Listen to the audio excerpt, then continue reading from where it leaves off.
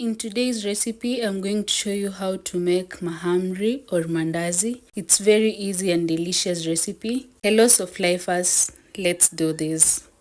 Start by activating your yeast. In a bowl, pour in half a glass of warm milk. Then 1 packet of yeast, which is approximately 1 to 2 tablespoons. And 1 tablespoon of sugar. Whisk that to combine very well. Go ahead and cover it and store it in a warm environment for about 5 minutes. Next is to sift your flour. For this recipe, I'll be using 3 glasses of all-purpose flour. Always sift your flour before using it, alright? In the flour, add 3 tablespoons of sugar. A half a tablespoon of cardamom. And a half a tablespoon of salt. Mix that to combine very well. To your dry ingredients, add in your yeast.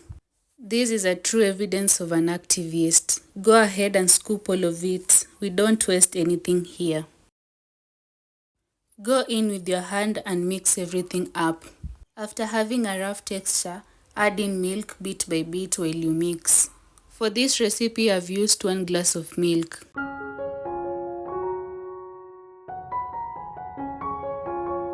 Mix until it forms a dough just like so. Then go ahead and add margarine or butter. At this point, make sure you mix the dough for about 8 to 10 minutes until your dough is super soft. You can as well add in flour so that the dough cannot be too sticky. If you want to know your dough is ready, press it a bit, then your dough will automatically come up just like so. Transfer your dough to a working surface, then go ahead and divide your dough into small sizes.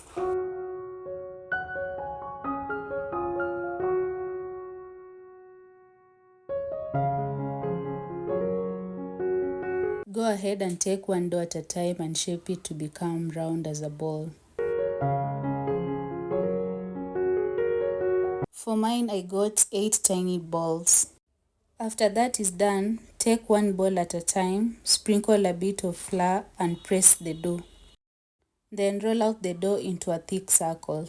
Note, make sure you don't roll out the dough thin like chapati. The circle has to be a bit thick, like this. Now divide the dough into 4 equal sizes, just the way I'm doing.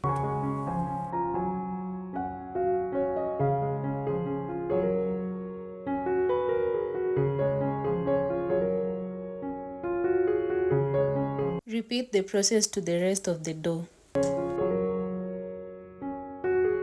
After that is done, arrange them on a tray. But first you need to dust the tray or use a parchment paper so that the dough cannot stick on the tray.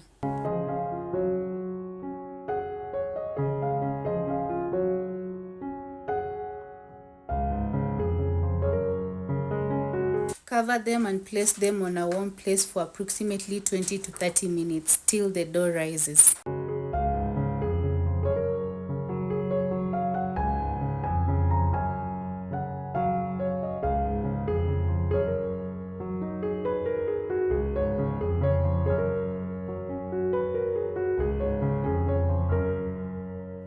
After 30 minutes, my mandazi or mahamri have doubled in size, as you can see.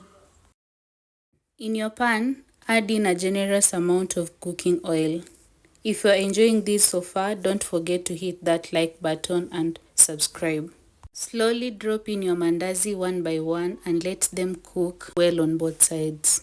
Once you get the color that you prefer on both sides, go ahead and remove them from the oil and place them on a bowl. Continue with the same process until all the dough is done.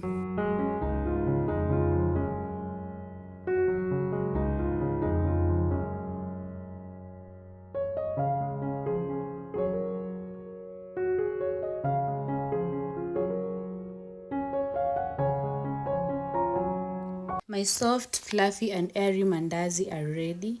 You can go ahead and serve this with a warm cup of tea or coffee. I hope you're loving what you're seeing. This doesn't require much ingredients, but it tastes so amazing.